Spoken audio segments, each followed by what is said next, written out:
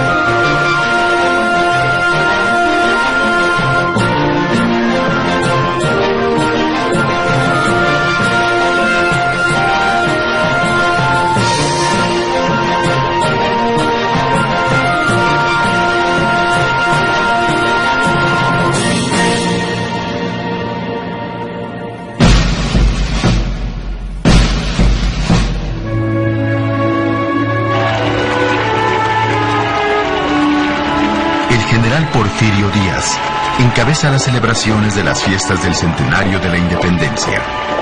El dictador celebraba sus 80 años de edad y 34 años de permanecer en la presidencia. Nada parecía alterar la paz porfiriana. Sin embargo, 2 meses después, estallaría la revolución. El régimen porfirista ya mostraba síntomas de decadencia. La severa crisis económica y la falta de libertades políticas, que incluían el control de la prensa y del Congreso, hacían que el descontento creciera en todas las clases sociales.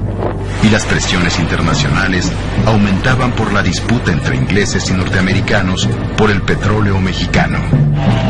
Pero la gota que derramó el vaso fue la nueva reelección del dictador como presidente de la República en 1910. Esto fortaleció a la oposición encabezada por Francisco I. Madero y la creación del partido antirreeleccionista, principal contendiente de Díaz en las elecciones para la presidencia.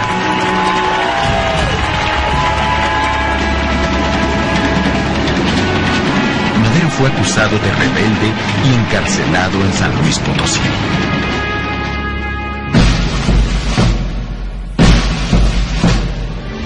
Dentro de la creciente oposición a la dictadura en la que confluían desde católicos moderados hasta radicales anarquistas, destacaban los clubes liberales fundados por Camilo Arriaga y cuyos miembros eran básicamente gente ilustrada de las principales ciudades de la República. En estos clubes participaron revolucionarios de la talla de los hermanos Ricardo y Jesús Flores Magón, editores del periódico Regeneración, que tuvo influencia entre el movimiento obrero y que por sus certeras críticas a la dictadura fue un importante medio de concientización para los revolucionarios. El momento decisivo fue la publicación del Plan de San Luis, en el que Madero llamaba a tomar las armas. Fue entonces cuando aparecieron en escena personajes como Pascual Orozco, Pancho Villa y Emiliano Zapata, cuyos seguidores eran gente del pueblo, dispuestos a todo, y que convirtieron la lucha política en un proceso revolucionario. Si los maderistas querían libertades, los que llegaron desde el México rural tenían reclamos sociales, básicamente agrarios. Luego de varios meses de lucha, el ejército federal es derrotado y en mayo de 1911, Díaz renuncia a la presidencia después de 34 años de dictadura.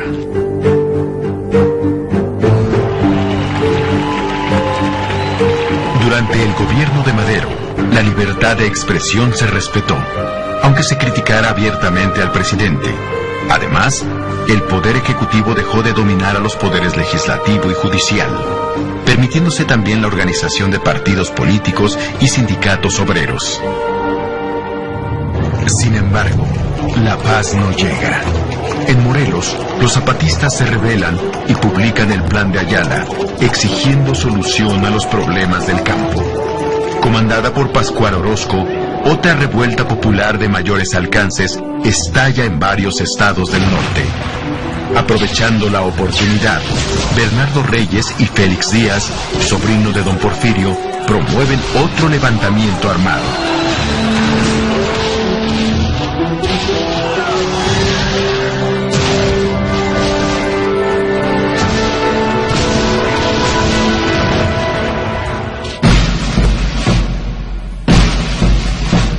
Es aquí donde aparece en escena el general Victoriano Huerta, quien, ganándose la confianza del presidente Madero, derrota a Orozco y se convierte en líder natural de las Fuerzas Armadas Federales.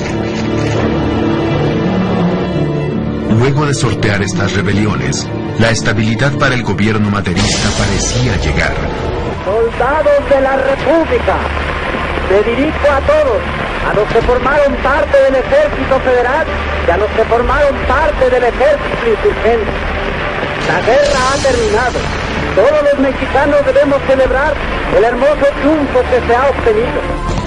Sin embargo, un grupo de rebeldes bombardea la capital desde el cuartel de la Ciudadela y el traidor Victoriano Huerta da un golpe de estado deponiendo al gobierno establecido, iniciando la decena trágica.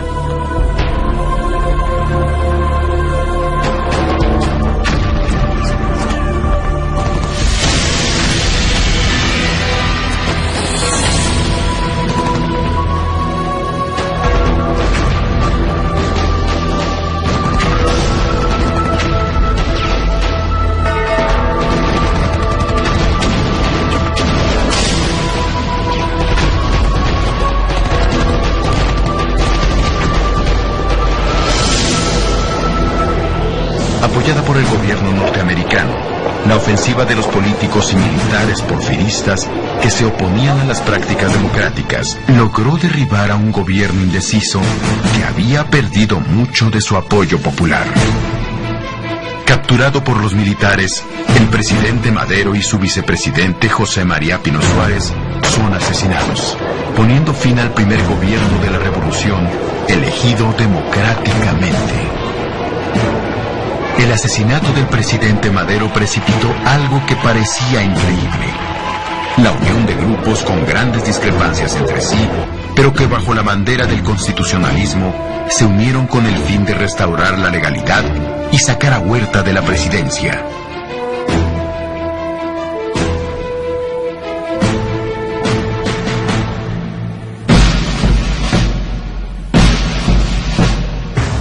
Varios fueron los escenarios principales en que se inició este nuevo momento de la revolución. El primero fue Coahuila, donde el gobernador Venustiano Carranza lanzó el Plan de Guadalupe, convocando a formar un ejército constitucionalista. Su visión legalista y su amplia experiencia fueron fundamentales para la organización y legitimación de la lucha armada. El movimiento antihuertista de Chihuahua y del norte de Durango estaba dirigido por Francisco Villa, un miembro de las llamadas clases bajas. Villa era un verdadero rebelde. Su contribución y la de su ejército al movimiento constitucionalista fue dotarlo de un verdadero ingrediente popular. Pero la lucha contra el usurpador no fue solo norteña. En el sur se incorporaron las fuerzas de Emiliano Zapata, que vivieron un infierno durante la presidencia de Huerta, debido a la violenta ofensiva del ejército federal en alianza con los hacendados. Al iniciar 1914, el norte ya es constitucionalista y entonces se decide avanzar hacia el centro con el propósito de echar a Huerta de la capital del país. Juntos, Obregón por el occidente, Villa por el centro y Pablo González por el oriente conforman una fuerza arrolladora. Además, el general golpista ya no tiene el apoyo del nuevo gobierno demócrata del presidente Wilson.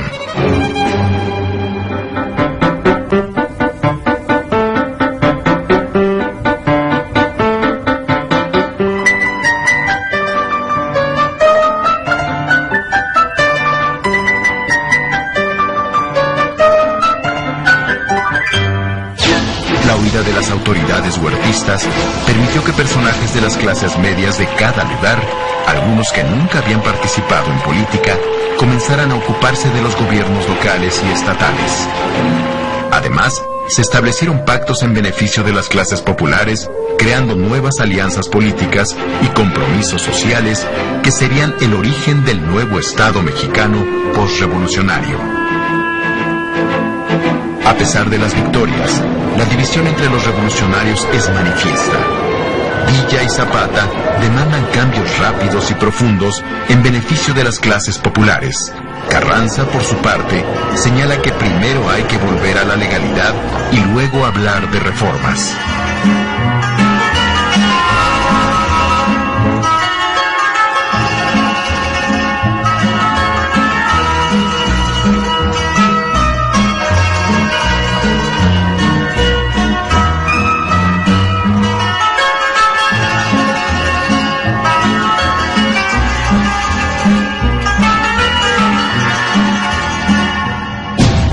De los ejércitos constitucionalistas a la Ciudad de México, la Revolución Mexicana tomó un nuevo derrotero.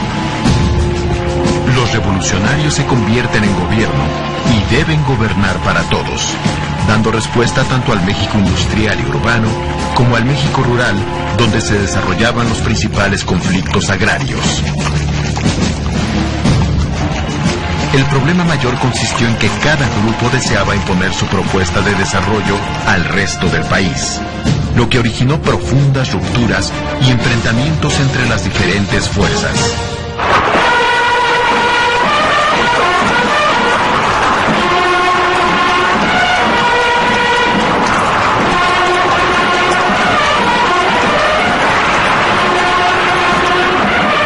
El último intento de reconciliación se dio durante la Convención Revolucionaria de Aguascalientes, pactada entre carrancistas y villistas.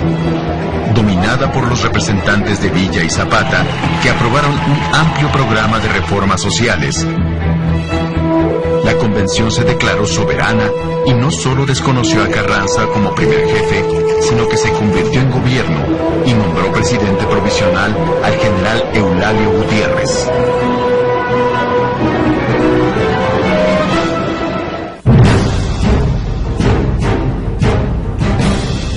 Terminada la convención y con la marcha de los ejércitos convencionistas hacia la Ciudad de México y la huida de Carranza a Veracruz, donde instala su gobierno, un nuevo momento envolvió a la revolución.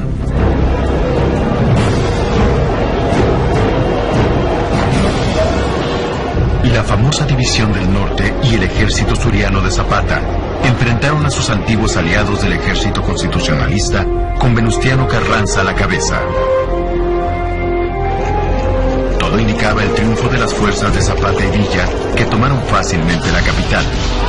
Pero militarmente, los convencionistas fueron derrotados por un ejército mejor dirigido y que contó con mayores recursos y apoyos a nivel nacional.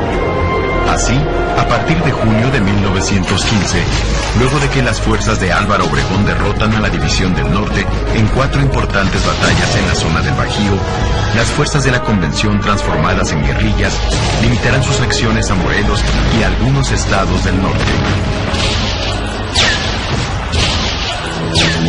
Junto con el triunfo militar, otra cuestión importante para la consolidación del constitucionalismo fue su política de acercamiento a los sectores populares y a las clases medias, con iniciativas como la Ley Agraria de 1915 y el pacto con organizaciones de trabajadores como los agremiados en la Casa del Obrero Mundial. En este sentido, en varios estados del norte, los sonorenses Obregón, Calles y de la Huerta implementaron una ley de salarios mínimos, algunos repartos de tierras y leyes de apoyo a la educación, quitándole así banderas a sus opositores.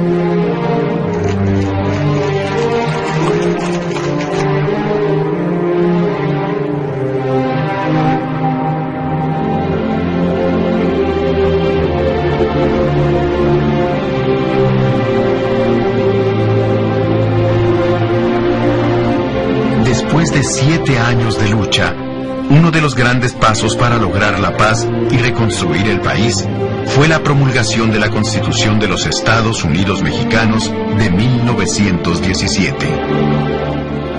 Convocado por Carranza, el Congreso Constituyente en la ciudad de Querétaro se conformó con diputados elegidos en todo el país que tenían distintos antecedentes políticos y propuestas de cambio muchas veces enfrentadas. Resultado de estos acalorados debates, la nueva Carta Magna consagraba las libertades individuales, el derecho a la educación, al trabajo y a la tierra, demandas que habían exigido con las armas los grupos populares. Pero también fue realista. Por eso avaló formas de propiedad individual y colectiva, así como la coexistencia de empresas privadas y estatales. En lo político, México siguió siendo una república representativa, federal y democrática. Sin embargo, el poder ejecutivo, en manos del presidente de la República, sería el predominante.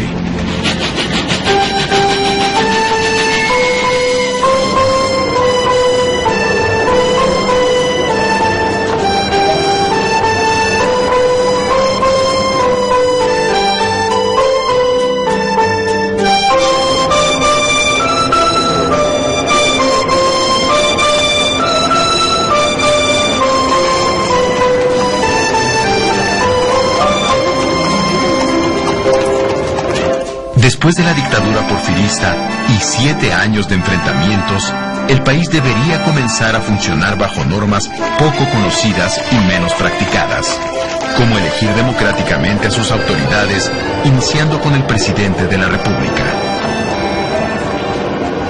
En este escenario, donde aún se escuchaban ecos de la lucha, da inicio la presidencia constitucional de Venustiano Carranza. Zapata es asesinado en abril de 1919. En el norte, Pancho Villa seguía asestando algunos golpes espectaculares. Su ataque a la población norteamericana de Columbus, Nuevo México, propició un enfrentamiento diplomático con los Estados Unidos que originó la llamada expedición punitiva del ejército yanqui, que lo persiguió en territorio mexicano durante 10 meses sin éxito.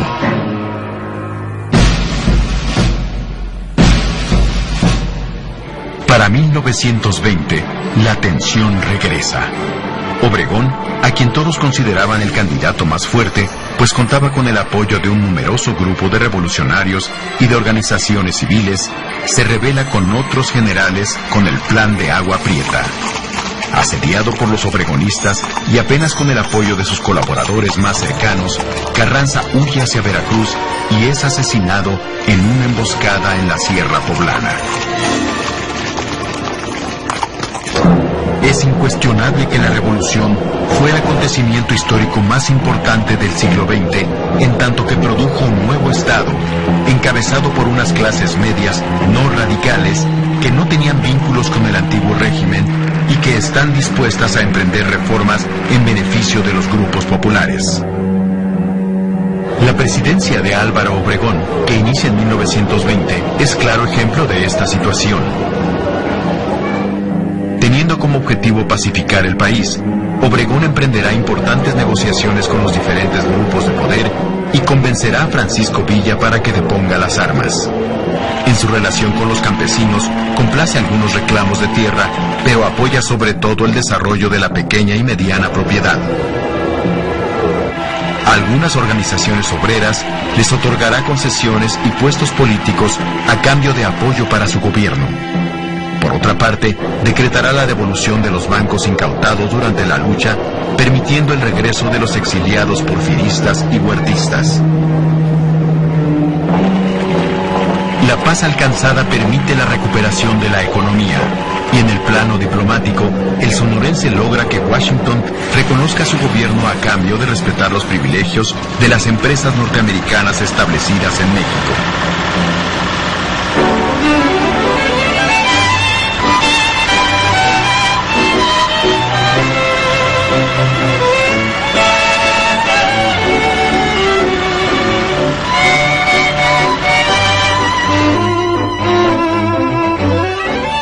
Todo fue política y disparos.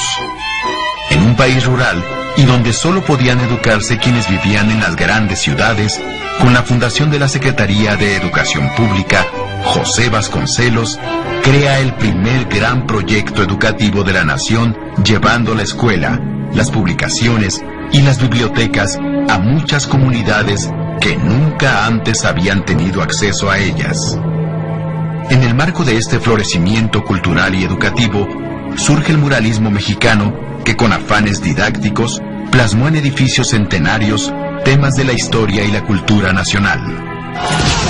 Igualmente, los dramáticos acontecimientos de aquellos años dieron lugar al nacimiento de la novela de la Revolución, en cuyas páginas desfilan desde los soldados anónimos hasta algunos de los principales actores de la lucha.